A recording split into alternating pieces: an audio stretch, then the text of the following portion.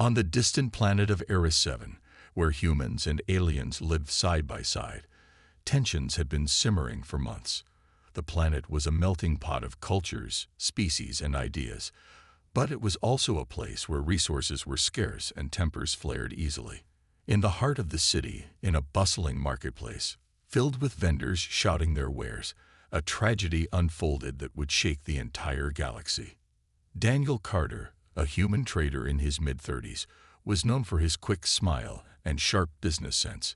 He had spent years building relationships with alien merchants, earning their trust and respect. But on this particular evening, things took a turn for the worse. Daniel was negotiating a deal with a group of Vraxians, a reptilian species known for their fiery tempers and distrust of outsiders. The conversation started calmly enough, but soon, voices rose. Accusations flew back and forth about unfair trade practices and broken promises. The argument drew a crowd. Humans and aliens alike gathered around, some curious, others ready to take sides. The air grew thick with tension as Daniel's voice cut through the noise. "You think you can push us around because we're outnumbered here? You're wrong." His words only fueled the anger of the Vraxians, who hissed and bared their sharp teeth. Before anyone could intervene, a loud crack echoed through the marketplace. Daniel stumbled backward, clutching his chest. Blood seeped through his fingers as he collapsed to the ground. The crowd gasped, frozen in shock. Then, chaos erupted. People screamed and ran in every direction, trampling over stalls and knocking over crates of goods. The Vraxians looked at each other, confusion and fear flashing in their eyes. None of them had fired a weapon, or so they claimed. Within minutes, the marketplace was nearly empty, save for a few brave souls who rushed to Daniel's side. One of them, a young woman named Mia Foster, tried to stop the bleeding, but it was too late. Daniel's breathing slowed, then stopped altogether.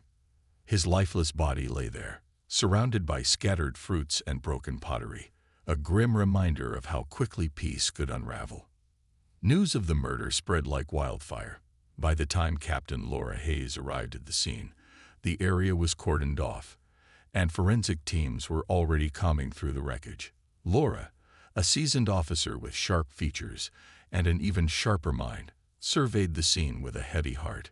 She had seen her share of violence, but this felt different. This wasn't just a crime. It was a spark that could ignite a war. "What do we know?" Laura asked, turning to one of her officers. "Not much yet," the officer replied. "Witnesses say there was an argument between the victim and the Vraxians, but no one saw who pulled the trigger. Whoever did it vanished into thin air." Laura frowned. The implications were clear. If the Vraxians were blamed, it could lead to retaliation from both sides. Already, reports were coming in of protests breaking out across the city, with humans demanding justice and aliens defending their innocence. As she knelt beside Daniel's body, Laura noticed something odd, a faint shimmer on the ground near his hand. It was almost invisible, but it caught the light just enough to stand out. She called over Dr. Emily Ross, the team's forensic expert. "Take a look at this," Laura said, pointing to the spot. Emily examined it closely, her brow furrowing. "This isn't normal. It looks like some kind of energy residue, but I've never seen anything like it before." Laura stood up, her mind racing. Whoever had killed Daniel hadn't used a standard weapon. This was something more advanced, something designed to leave no trace, and if they didn't find answers soon, the entire galaxy might pay the price. Captain Laura Hayes knew time was not on her side. The murder of Daniel Carter had already sparked unrest across Eris 7, and every hour that passed without answers made the situation more dangerous. Back at the Interstellar Security Division headquarters, she gathered her team to begin piecing together what had happened. The stakes were high, and Laura couldn't afford any mistakes. "All right, listen up," Laura said, addressing the small group in the briefing room. "This isn't just a murder investigation anymore. If we don't figure out who killed Daniel, and fast, this could spiral into something much bigger. Lieutenant Cole, I want you digging into witness statements. Dr. Ross, Analyze that energy residue we found. And someone find me anything unusual about Daniel's recent activities." Lieutenant Ryan Cole nodded, his sharp eyes focused. He was younger than most officers in his position, but had earned his rank through sheer determination and skill. "I'll start with the marketplace witnesses," he said. "But a lot of them fled the scene, so tracking them down won't be easy." Dr. Emily Ross adjusted her glasses as she flipped through the data collected from the crime scene. "That energy signature is unlike anything I've seen before," she admitted. "It doesn't match human or alien weapon systems in our database. Whoever used it knows how to cover their tracks." Laura turned to another officer, Mia Foster, who had been present when Daniel died. "Mia, you're familiar with the area. Any leads on who might have a grudge against Daniel?" Mia hesitated, then spoke softly. Daniel was well-liked by most people, but there were rumors. Some traders thought he was cutting deals under the table, maybe stepping on toes. But I don't know if that's true. Laura thanked her and dismissed the team, each member heading off to tackle their assignments. She stayed behind, staring at a holographic map of the marketplace. Something about the scene didn't sit right with her. Why would someone use such an advanced weapon in a crowded area? It was almost as if they wanted attention, but not too much. Later that day, Ryan returned with some troubling news. "Most of the witnesses are either too scared to talk or claim they didn't see anything," he reported. But one guy, a smuggler named Jake Thompson, said he saw something strange. He mentioned a cloaked figure leaving the scene right after the shot was fired. Laura's interest peaked. A cloaked figure. Did he get a good look? Ryan shook his head. "No, but he overheard some chatter about a black market deal involving experimental tech. Apparently, it's capable of bypassing security scans." "That fits with the energy residue," Emily interjected, walking into the room. "If this weapon is new technology, it explains why we can't identify it. Someone went to great lengths to make sure we couldn't trace it back to them." Laura stood up, her mind racing. "We need to find that tech, and fast.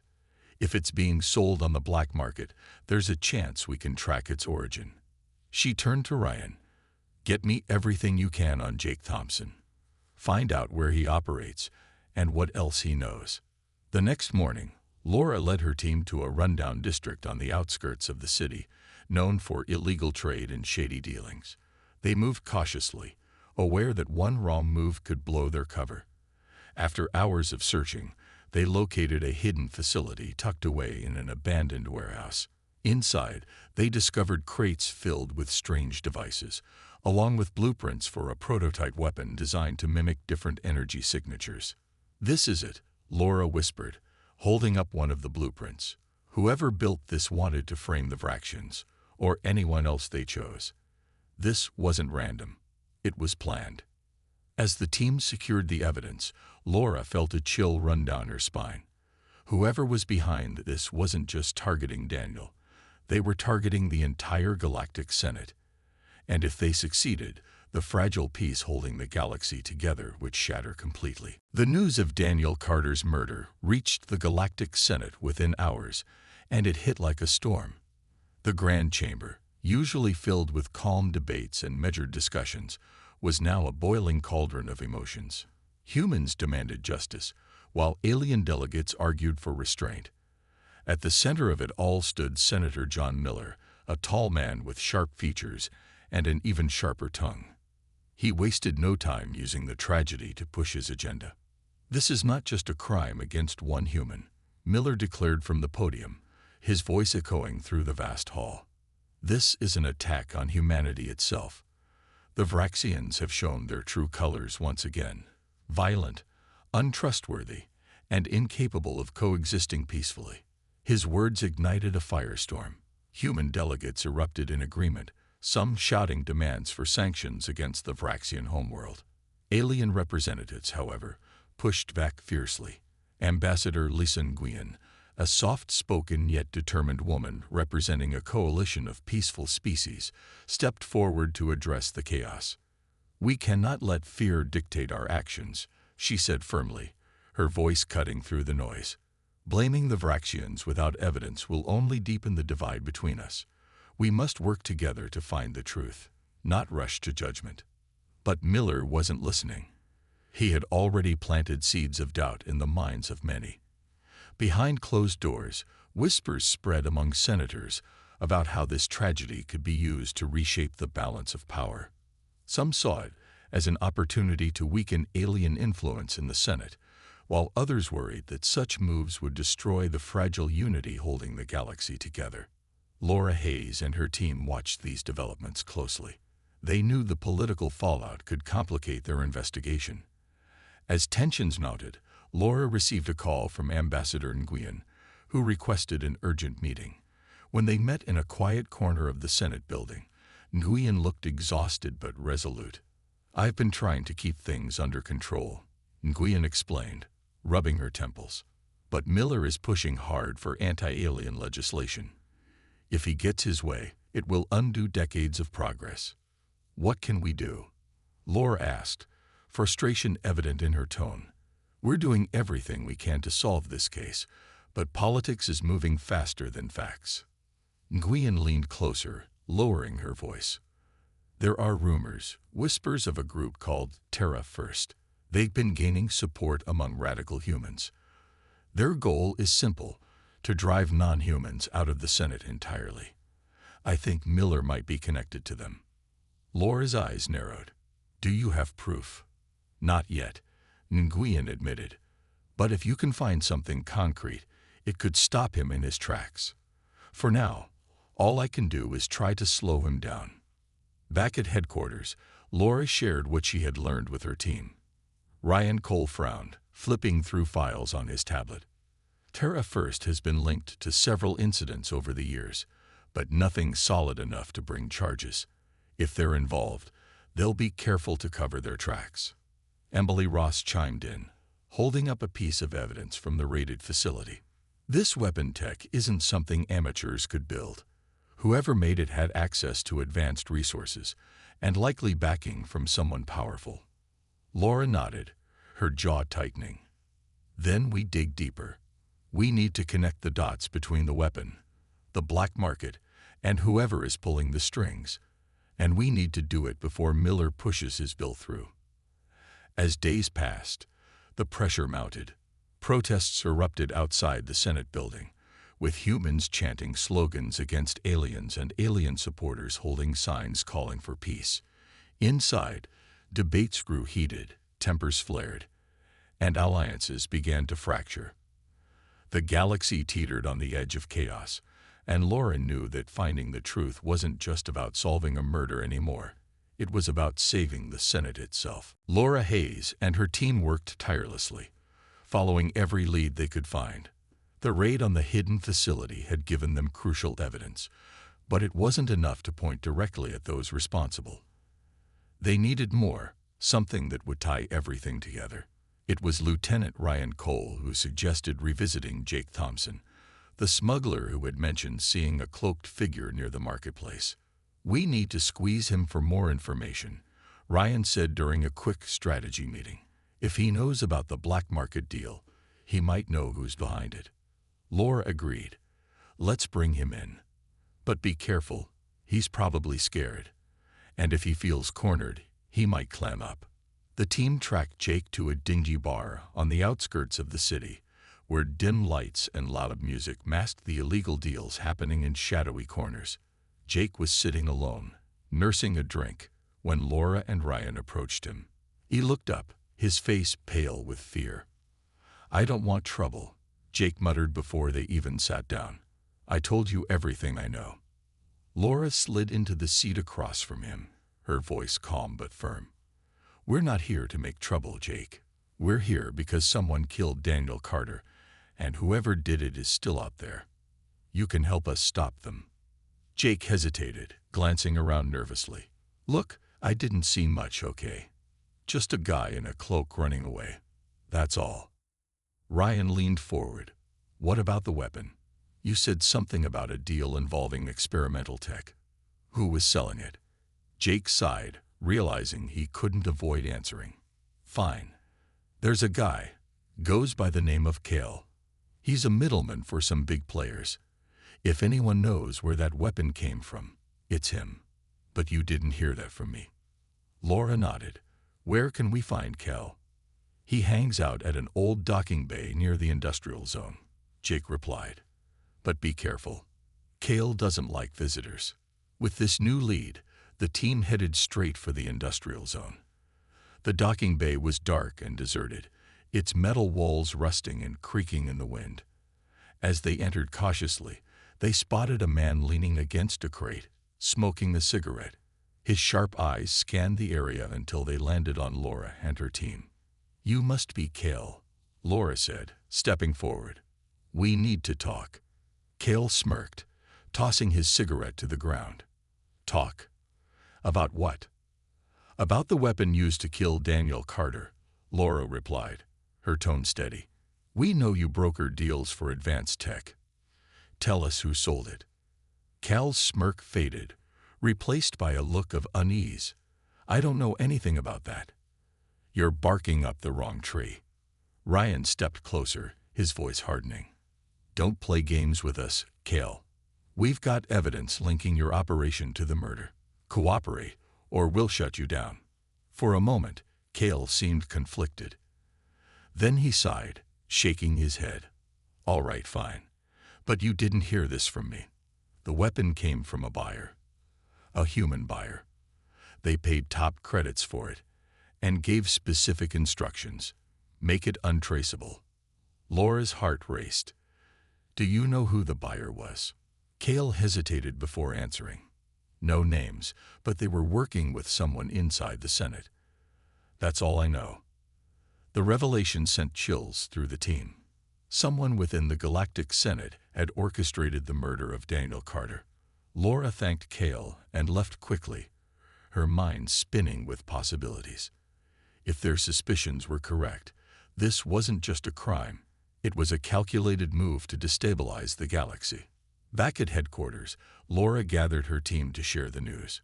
We're dealing with someone powerful, she said grimly. They're using fear and division to push their agenda. Our job now is to find out who it is and stop them before they destroy everything. As the team prepared for the next phase of their investigation, Laura couldn't shake the feeling that time was running out. The Senate was already fractured, and if they didn't act fast, the entire galaxy would pay the price. The investigation took a dark turn when Laura Hayes received an anonymous tip late one night. The message was brief but chilling. Check your own ranks. At first, Laura dismissed it as a prank or a distraction.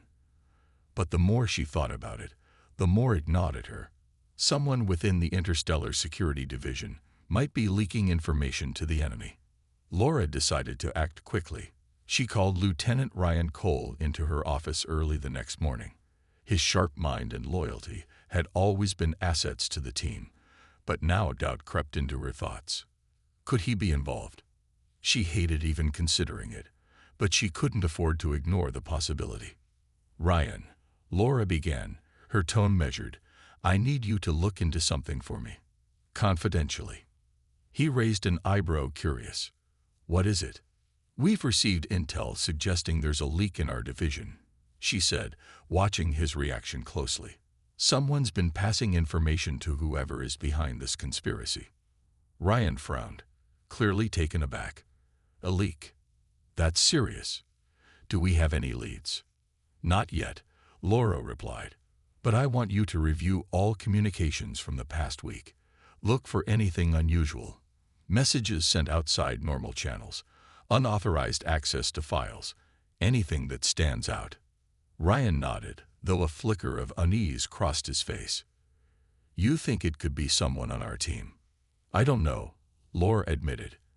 That's why I need you to handle this carefully. Keep it between us for now. As Ryan left to begin his review, Laura felt a pang of guilt. She trusted him, but trust wasn't enough anymore. The stakes were too high.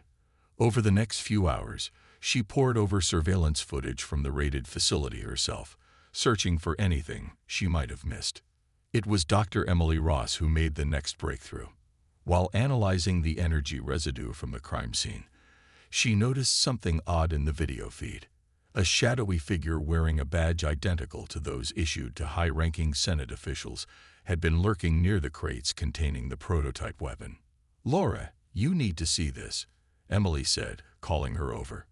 She replayed the footage, pointing to the figure. This person isn't just a bystander. They knew exactly where to go and what to take. Laura's stomach sank. "Can you enhance the image? Get a clearer view of the badge?" Emily worked quickly, zooming in and adjusting the contrast. The badge came into focus, revealing an emblem associated with the Galactic Senate's Security Council. Laura recognized it immediately. It belonged to someone with significant authority. Before she could process the implications, Ryan returned, looking troubled. "I found something," he said quietly. "There's a record of classified data being accessed without authorization. The request came from my terminal." Laura stared at him, her heart pounding. "Your terminal? Are you sure?" "Yes," Ryan replied, his voice firm despite the tension in the room. "But I didn't do it, Laura. Someone framed me." For a moment, silence hung heavy between them. Laura wanted to believe him, but the evidence was damning. "I need to suspend you temporarily," she said finally, her voice soft but resolute, "until we figure this out." Ryan nodded, disappointment etched on his face. "I understand, but you're making a mistake if you think I'm involved." After Ryan left, Laura sat alone in her office, staring at the enhanced image of the shadowy figure. Whoever was behind this was playing a dangerous game, and they were dangerously close to winning. The pieces were starting to come together, but time was running out. If Laura didn't uncover the truth soon, the entire galaxy would be plunged into chaos. Laura Hayes knew she was running out of time. The pieces of the puzzle were scattered, but they were starting to form a clearer picture, one that pointed directly to the heart of the Galactic Senate. She couldn't shake the image of the shadowy figure wearing a Security Council badge. Someone in a position of power was involved in Daniel Carter's murder, and their goal was far bigger than framing the Vraxians. Her suspicions deepened when Ambassador Lisa Nguyen reached out with urgent news. "I've been digging into Senator Miller's recent activities," Nguyen explained during a private meeting. "He's been meeting with members of Terra First, a radical human supremacist group. They've been pushing for anti-alien legislation for years, but now they seem more organized. I think Miller is using this tragedy to push their agenda." Laura's mind raced. If Miller was working with Terra First, it would explain the advanced weapon and the attempt to frame the Vraxians. But she needed proof. Without evidence, accusing a senator would only make her look reckless. "I need access to his communications," Laura said firmly. "If we can trace his connections to Terra First, we might be able to expose him." Nguyen hesitated. "That won't be easy. Senators have privacy protections, but I'll see what I can do." While waiting for Nguyen's help, Laura revisited the evidence they had gathered so far. Dr. Emily Ross joined her, bringing new insights from her analysis of the prototype weapon. "The energy signature matches devices used in high-security Senate facilities," Emily explained. "Whoever built this had insider knowledge. It wasn't just stolen, it was custom-made." Laura nodded grimly. "Which means someone in the Senate authorized it, or at least turned a blind eye." The final piece of the puzzle came unexpectedly. A young intern named Sarah Blake approached Laura after overhearing rumors about the investigation. "I didn't know who else to tell," Sarah admitted nervously. "But I saw something strange. Senator Miller has been meeting with Cull, the middleman you interrogated. He slipped into the Senate building late at night, and no one seemed to question it." Laura thanked Sarah and immediately contacted Ambassador Nguyen. Together, they pieced everything together: the weapon, the black market deal, the shadowy figure in the footage, and Miller's ties to Terra First. It all pointed to one conclusion. Senator Miller wasn't just exploiting the murder for political gain. He had orchestrated it. Armed with this information, Laura prepared to confront Miller. But before she could act, Ryan Cole showed up unexpectedly. Despite being suspended, he had continued investigating on his own. "I found something," he said urgently. Someone hacked into my terminal to make it look like I leaked data. The breach originated from a secure Senate server. Laura's eyes widened. Miller. Ryan nodded. It has to be him. He framed me to throw you off track. With the evidence mounting, Laura decided it was time to move. She contacted Ambassador Nguyen, who arranged an emergency session of the Galactic Senate. As senators filed into the chamber, unaware of what was about to unfold, Laura and her team stood ready to present their case. When Laura stepped forward, the room fell silent. She laid out the facts: the weapon's origin, Miller's ties to Terra First, and his attempts to sabotage the investigation. Miller tried to deny everything, his face red with anger. "This is absurd," he shouted. "You're fabricating lies to protect alien interests." But Laura wasn't finished. She played the enhanced footage of the shadowy figure, zooming in on the badge.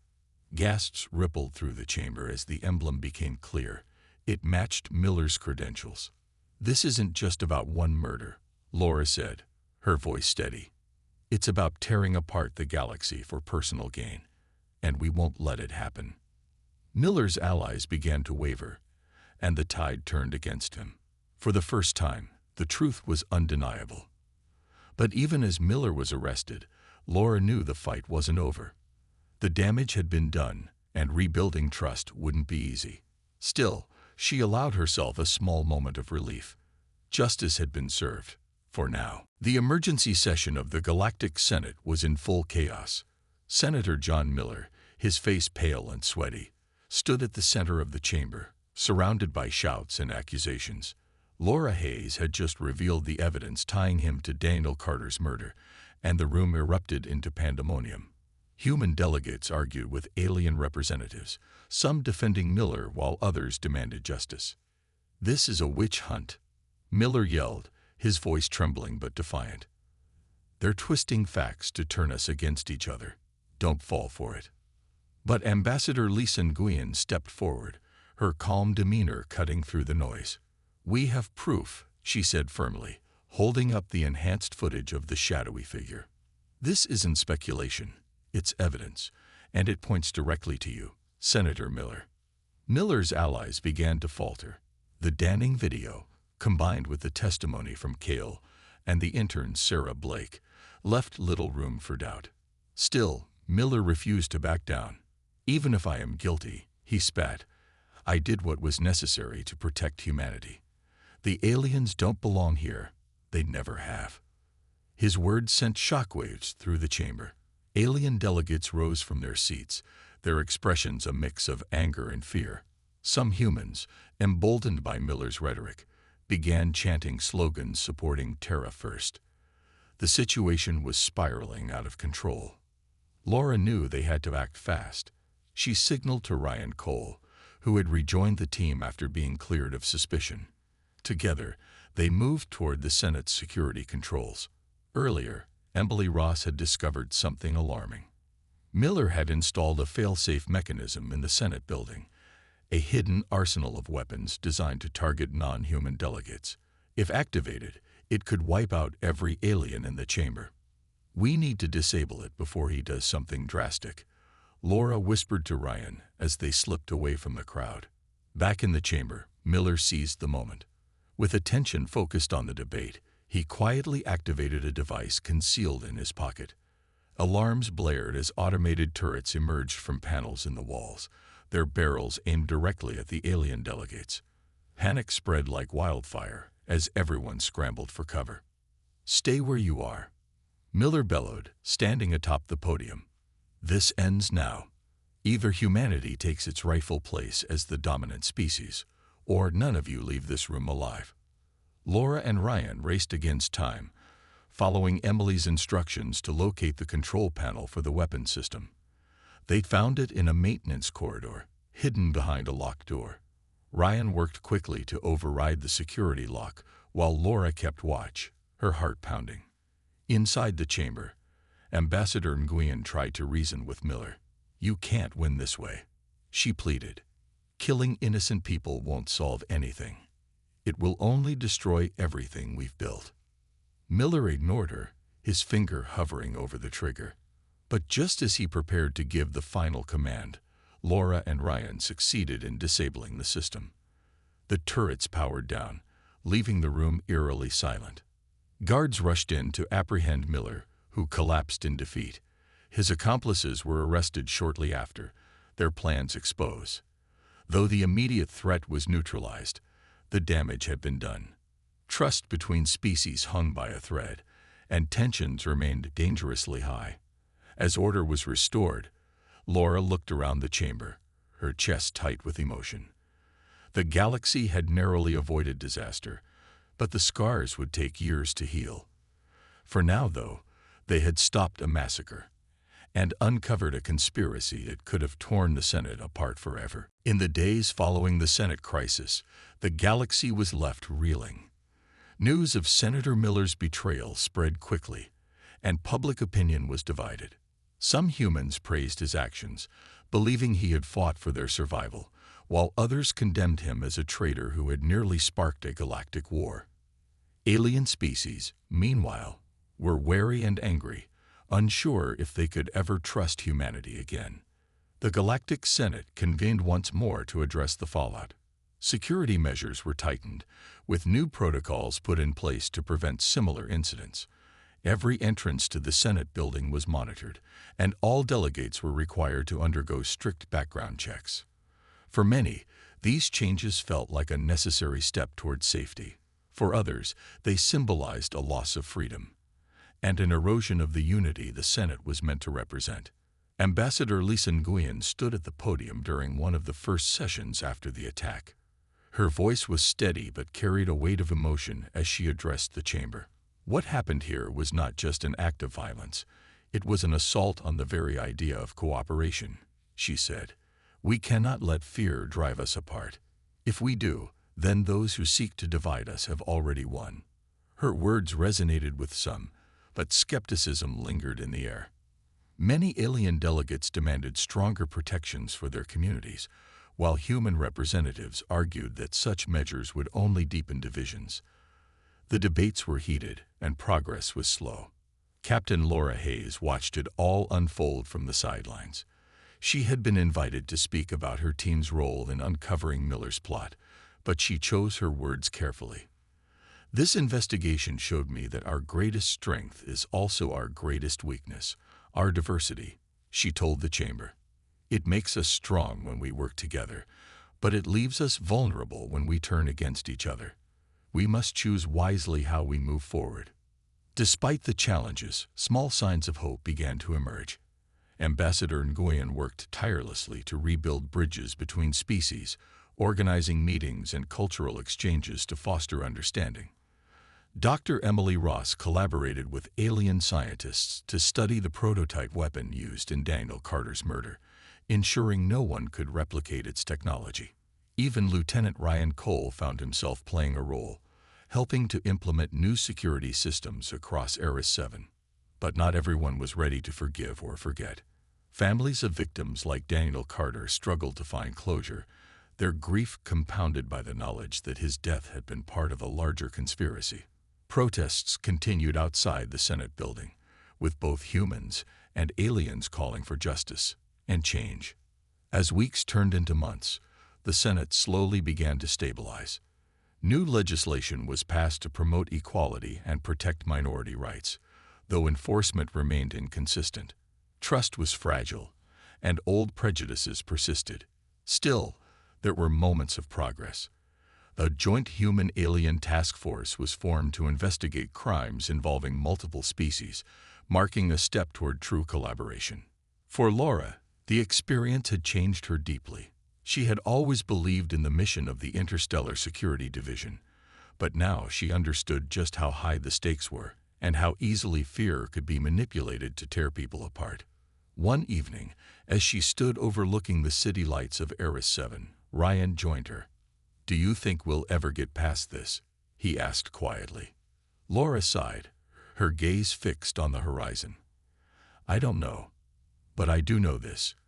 If we give up on trying, then everything we fought for will be lost.